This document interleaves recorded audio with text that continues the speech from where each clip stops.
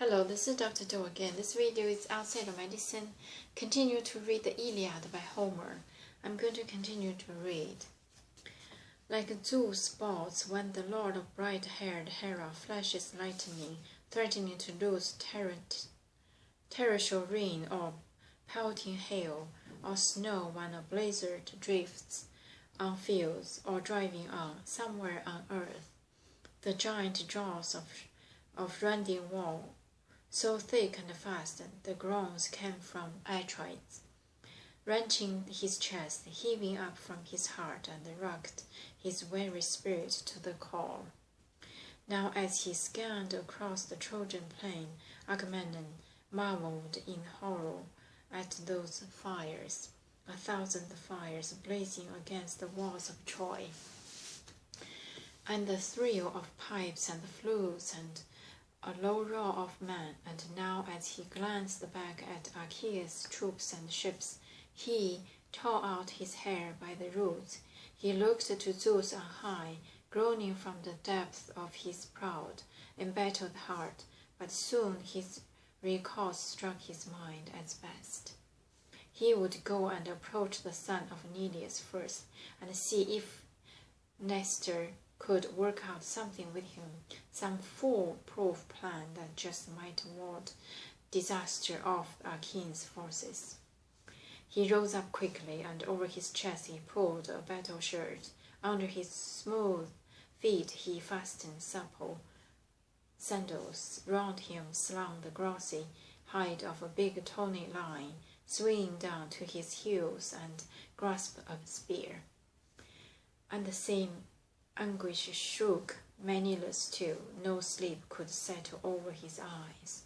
Not now. He feared his men might meet the worst at last. Comrades who crossed a waste of seas for him to raise Troy and mount their fierce assault. First he covered his broad back with leopard skin, a fine spotted hide, then lifting a round helmet of good sturdy bronze, he fitted it to his head. He took a spear in his grip, and off he strode to Rhodes his brother, king of all the Argives, the armies that prizes him in his power like a god. And Menelaus found him alongside his ship's stern, stripping his handsome gear around his shoulders. Agamemnon, warmed with pleasure, see as he came up, but Menelaus, lord of the war cry, ventured first. Why arming now, my brother? To spur a volunteer to spy on Trojan lines? Not a man in sight will take this mission on, I fear, and go against our enemies, scout them out alone in the bracing God-sent night. It will take a daring man to do the job. King Agamemnon answered crisply, tactics, my noble Menelaus, that's what we need now.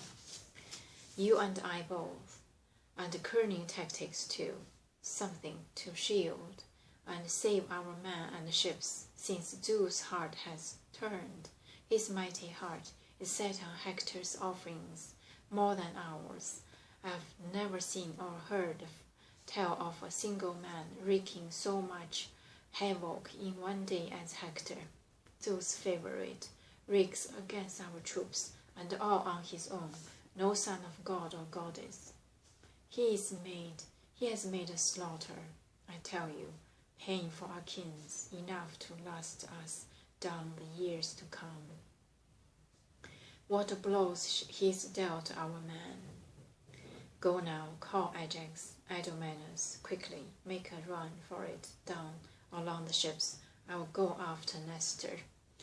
Wake and rouse him, see if the good man wants to join the guard, that strong contingent, and give them orders. He's the one they'll obey. His own son commands the sentry line.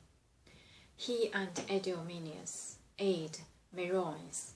They above all, we put those men in charge. The lord of the war cried, nodded, yes, fine, but what orders for me? Do I stay with them, waiting for you to come, or follow you on the run, once I have given the captains your command? marshal made things clearer. You stay there, so we do not miss one another, rushing back and forth in the endless maze of pathways up and down the camp. But, shouting wherever you go, tell them to stay awake, and call each man by his name and father's line. Show them all respect, not too proud now. We are the ones who ought to do the work. On our back, from the day that we were born, it seems that Zeus has piled his bag of hardship. With his order clear, he sent his brother off while he went off after Nestor, the old commander. He found him beside his black ship and shelter, stretched on a fleecy bed, his blazoned gear at hand, his shield and 2 long spears and burnished helmet. His war belt lay beside him, gleaming in all its fire. The old man cinched it on whenever he'd harnessed up, marching his men to war where fighters die. Nestor gave no ground to withering old age. He propped himself on an elbow, craned his head, and probing sharply, whispering through the dark, "Who goes there?" Stalking along the ships, along through camp in the very dead of night, when other mortals try to catch some sleep. Tracking a stray mule or a lost companion? Speak. Don't steal on me in silence. What do you want? The Lord of Man, Agamemnon, reassured him. Nestor, son of Nilus, glory of Achaeus, do not you recognize Agamemnon?